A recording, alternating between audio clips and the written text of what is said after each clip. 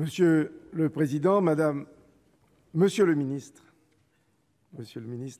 Madame la Présidente de la Commission, Monsieur le rapporteur, mes chers collègues, avec ce projet de loi dont l'examen s'achève, l'année scolaire 2019-2020 s'ouvrira avec l'obligation, on pourrait même dire, avec le droit absolu donné à tous les enfants âgés de 3 ans de suivre une instruction.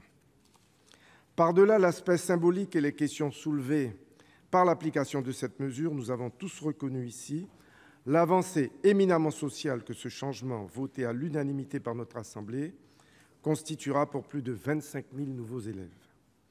En effet, si les 1000 premiers jours sont primordiaux pour la santé de l'enfant, ces premières années sont essentielles dans la capacité d'apprentissage. Elles sont également déterminantes dans la construction des inégalités et du décrochage scolaire. Pour ces raisons, et parce que de Mayotte jusqu'à la Guyane, en passant par Paris et la Haute-Savoie, la situation sociale, économique et culturelle de nos enfants n'est pas uniforme, il nous fallait consolider le cadre de l'école républicaine et faire de la maternelle une école à part entière. Nos débats ont été riches et ont parfois révélé des désaccords profonds. Du chemin a néanmoins été parcouru, et cela dans le bon sens. En effet, les discussions en commission mixte paritaire ont rapidement pris le chemin d'un accord. Certaines dispositions auxquelles nous étions radicalement opposés, telles que la suppression des allocations familiales en cas d'absentéisme, ont été écartées. D'autres, au contraire, ont été conservées à la faveur d'un compromis pertinent. C'est notamment le cas de l'accompagnement financier des communes, de la dérogation temporaire au profit des jardins d'enfants ou encore de la composition du conseil d'évaluation de l'école. Il nous faut donc saluer la volonté du gouvernement, la sagesse du Parlement, tout particulièrement celle du Sénat, de l'excellent travail accompli par notre rapporteur Max Brisson. C'est ainsi que l'on arrive à un tel résultat dont il nous faut ne pas négliger la portée. Cet accord préserve en effet l'esprit de la politique du gouvernement en faveur de l'élévation du niveau général des élèves et d'une plus grande justice sociale, tout en préservant les apports du Sénat, l'affirmation du rôle du professeur, la dérogation dans les jardins d'enfants, la suppression des établissements publics des savoirs fondamentaux, mais également les dispositions spécifiques à l'enseignement en langue régionale ou aux enjeux propres à la Guyane et à Mayotte, comme vous l'avez signalé, Monsieur le ministre.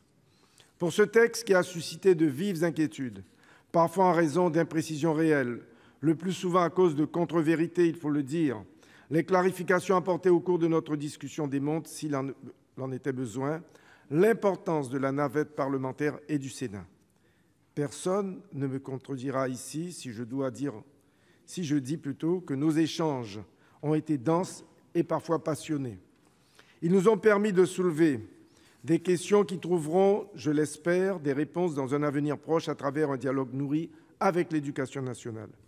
Je pense d'abord aux jardins d'enfants.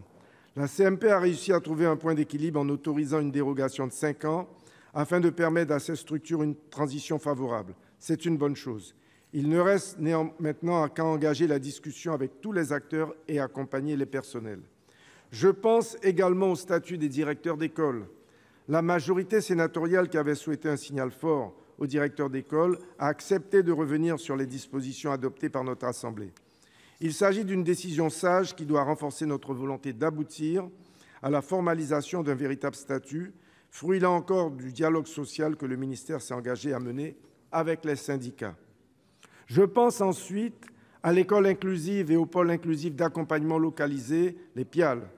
Nous le savons, nous devons garantir à tous les enfants dans leur diversité un même accès à l'éducation en déployant des solutions adaptées. Parmi celles-ci, les PIAL doivent permettre de coordonner l'activité des accompagnants, des équipes éducatives et à terme des intervenants médico-sociaux afin de répondre sans délai aux besoins des élèves. Déployés dans un tiers des collèges, à la rentrée prochaine, il conviendra d'évaluer ces pôles avant leur généralisation. J'ai aussi en tête les enjeux propres aux Outre-mer. Dans nos débats, je n'ai cessé d'attirer votre attention, Monsieur le ministre, et celle de tous mes collègues sur les réalités qui se jouent en Guyane et à Mayotte, vu les enjeux démographiques, confrontés à un défi immense en matière d'éducation. À cet égard, je me réjouis que ce texte prévoie, d'une part, d'y évaluer l'application à l'abaissement à 3 ans de l'instruction obligatoire et d'autre part d'autoriser les élus à construire plus rapidement des établissements scolaires du premier degré.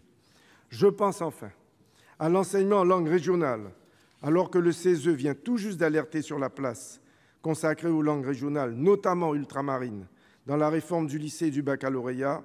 Nous aurons, Monsieur le ministre, certainement l'occasion de débattre sur ce sujet éminemment, comme vous le savez, important pour nos territoires. Une chose est sûre, l'examen de ce texte a pu susciter chez chacun de nous une forme de frustration, tant il nous a menés vers d'autres questions. Vous en conviendrez, chers collègues, c'est précisément ce qui fait de l'école un sujet aussi passionnant qu'exigeant. Vous l'aurez compris, mes chers collègues, mesdames et messieurs, c'est avec de grands espoirs pour nos enfants et pour l'école républicaine que les élus du groupe de La République En Marche voteront le présent texte. Je vous remercie. Merci, chers collègues. Dans la suite de la discussion générale, la parole est à Monsieur Jacques Grosperrin pour le groupe Les Républicains pour 5 minutes. Ça. Monsieur le Président, Monsieur le Ministre, Madame la Présidente de Commission, Monsieur le rapporteur, je tiens tout d'abord à saluer la sagesse et l'esprit de responsabilité